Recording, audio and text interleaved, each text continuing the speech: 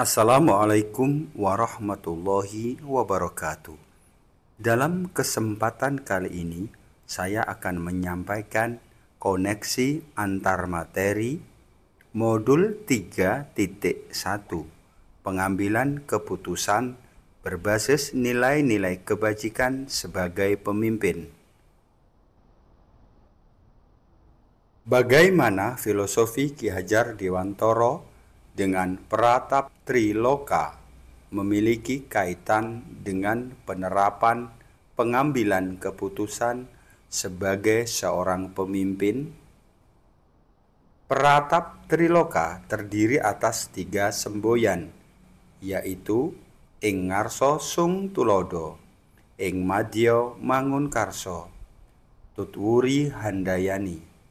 Semboyan tersebut artinya adalah di depan memberi teladan, di tengah membangun motivasi, dan di belakang memberikan dukungan. Sebagai seorang pemimpin dalam mengambil suatu keputusan, sebaiknya berbasis nilai-nilai kebajikan dan menerapkan 4 paradigma, 3 prinsip, dan 9 langkah yang mencerminkan peratap Triloka Ki Hajar Dewantoro. Bagaimana nilai-nilai yang tertanam dalam diri kita berpengaruh kepada prinsip-prinsip yang kita ambil dalam pengambilan suatu keputusan? Nilai-nilai yang tertanam dalam diri kita akan berpengaruh dalam mengambil suatu keputusan. Seorang guru penggerak wajib memahami dan menerapkan nilai-nilai tersebut, diantaranya mandiri, reflektif, kolaboratif, inovatif, serta keputusan tersebut berpihak pada murid. Bagaimana materi pengambilan keputusan berkaitan dengan kegiatan coaching yang diberikan pendamping atau fasilitator dalam perjalanan proses pembelajaran kita, terutama dalam pengujian pengambilan keputusan yang telah kita ambil? Apakah pengambilan keputusan tersebut telah efektif? Masihkah ada pertanyaan-pertanyaan dalam diri kita atas pengambilan keputusan tersebut? Hal-hal ini tentunya bisa dibantu oleh sesi coaching yang telah dibahas pada sebelumnya. Proses coaching sangat membantu coachee dalam menemukan solusi-solusi dari permasalahan-permasalahan yang dihadapi. Proses coaching dilakukan dengan menerapkan alur tirta agar tujuan yang kita inginkan dari coaching tercapai, dan menerapkan 4 paradigma, 3 prinsip, dan 9 langkah mengambil keputusan. Bagaimana kemampuan guru dalam mengelola dan menyadari aspek sosial emosionalnya akan berpengaruh terhadap pengambilan suatu keputusan, khususnya masalah dilema etika. Dilema etika adalah situasi yang terjadi ketika seseorang harus memilih antara 2 pilihan, di mana kedua pilihan secara moral benar tetapi bertentangan. Dalam hal ini, sebagai seorang guru diharapkan mampu memahami, mengolah, dan mengekspresikan aspek sosial dan emosional dalam mengambil suatu keputusan untuk mengantarkan murid menjadi individu-individu yang selamat dan bahagia. Bagaimana pembahasan studi kasus yang fokus pada masalah moral atau etika kembali kepada nilai-nilai yang dianut seorang pendidik? Sebelum mengambil keputusan, seorang guru harus memahami kasus tersebut. Apakah itu bujukan moral atau dilema etika? Setelah mengidentifikasi kasus tersebut, seorang guru penggerak mengambil suatu keputusan dengan menerapkan nilai-nilai seorang guru seperti mandiri, reflektif, kolaboratif, inovatif, serta keputusan tersebut berpihak pada murid. Bagaimana pengambilan keputusan yang tepat? Tentunya berdampak pada terciptanya lingkungan yang positif, kondusif, aman, dan nyaman. Pengambilan keputusan yang tepat tentunya berdampak pada terciptanya lingkungan yang kondusif, positif, aman, dan nyaman. Sebagai pemimpin pembelajaran, kita dituntut mewujudkan budaya positif di sekolah yang berpihak pada murid, seperti membuat keyakinan kelas dan keyakinan sekolah. Di dalam membuat keputusan, kita tetap harus menggunakan 4 paradigma, 3 prinsip, dan 9 langkah di dalam membuat keputusan. Apakah tantangan-tantangan di lingkungan Anda untuk dapat menjalankan pengambilan keputusan terhadap kasus-kasus dilema etika ini? Adakah kaitan dengan perubahan paradigma di lingkungan Anda? Tantangannya adalah ketika melakukan prinsip resolusi dari 3 prinsip penyelesaian dilema etika.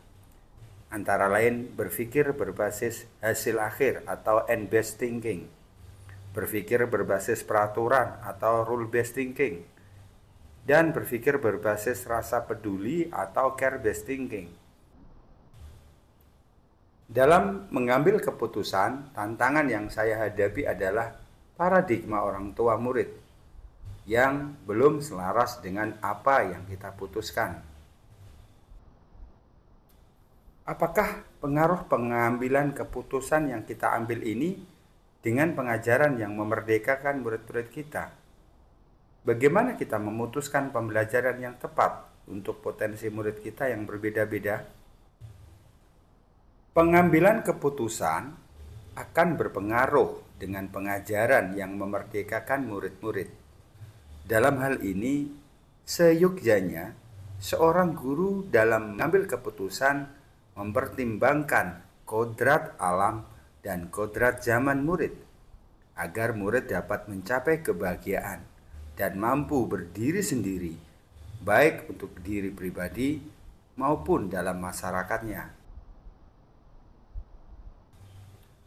Bagaimana seorang pemimpin pembelajaran dalam mengambil keputusan dapat mempengaruhi kehidupan atau masa depan murid-muridnya? Sebagai seorang pemimpin pembelajaran, kita menerapkan pratap Triloka Ki Hajar Dewantara, yaitu ing ngarsa sumtulodo, ing madya mangunkarsa, tutwuri handayani.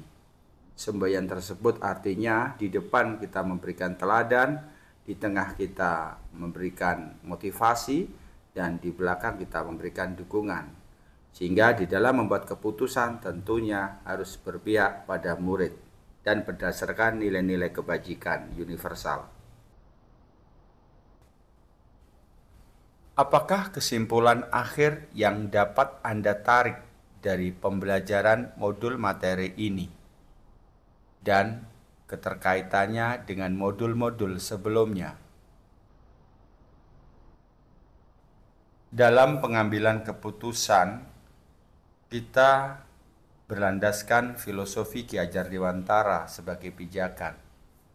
Kemudian keputusan yang kita buat tentunya berpihak pada murid, menerapkan nilai-nilai kebajikan, kemudian mampu mengelola sosial emosional di dalam membuat keputusan, sehingga dampaknya mampu menciptakan budaya positif di lingkungan sekolah.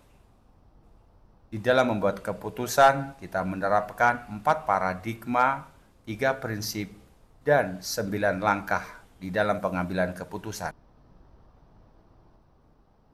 Sejauh mana pemahaman Anda tentang konsep-konsep yang telah Anda pelajari di modul ini, yaitu dilema etika dan bujukan moral, 4 paradigma pengambilan keputusan, 3 prinsip pengambilan keputusan, dan 9 langkah pengambilan dan pengujian keputusan. Adakah hal-hal yang menurut Anda di luar dugaan? Menurut saya, banyak hal-hal di luar dugaan saya tentang konsep-konsep yang saya pelajari dari modul ini. Pengalaman dan pemahaman bertambah, terutama perbedaan dilema etika dan rujukan moral yang selama ini kita putuskan tidak berdasarkan dari 4 paradigma, 3 prinsip, dan 9 langkah pengujian dan pengambilan keputusan.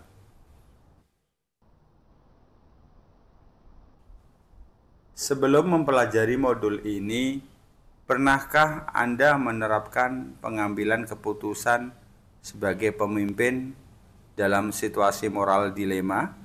Bila mana pernah, apa bedanya dengan apa yang Anda pelajari di modul ini?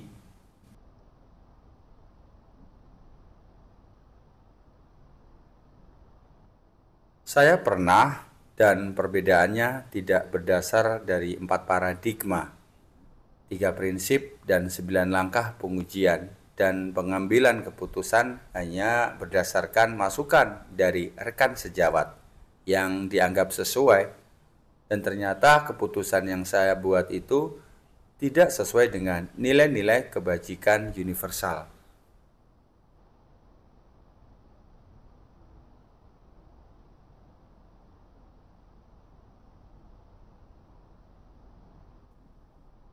Bagaimana dampak mempelajari konsep ini buat Anda? Perubahan apa yang terjadi pada cara Anda dalam mengambil keputusan sebelum dan sesudah mengikuti pembelajaran pada modul ini? Dampaknya sangat luar biasa sekali, karena mendapatkan ilmu dan pengalaman baru dalam hal mengambil keputusan. Tentunya mengambil keputusan adalah hal yang sangat penting bagi seorang pemimpin pembelajaran. Setelah mempelajari modul 3.1 tentang pengambilan keputusan yang berbasis nilai-nilai kebajikan, sebagai seorang pemimpin, saya akan menerapkan di lingkungan saya dan akan mendiseminasikan kepada rekan sejawat di sekolah. Semoga bisa bermanfaat di dalam kami memberikan keputusan atau membuat keputusan yang bisa berpihak pada murid dan berdasarkan nilai-nilai kebajikan universal. Seberapa penting mempelajari topik modul ini bagi Anda sebagai seorang individu dan Anda sebagai seorang pemimpin? Sangat penting sekali. Menurut saya, topik pada modul ini selain dapat diterapkan di lingkungan sekolah sebagai seorang pemimpin pembelajaran, juga bisa kita terapkan di lingkungan di mana kita tinggal. Tentunya di dalam membuat sebuah keputusan yang berdasarkan nilai-nilai kebajikan universal. Demikian koneksi antar materi modul 3.1. Semoga bermanfaat. Terima kasih. Wassalamualaikum warahmatullahi wabarakatuh.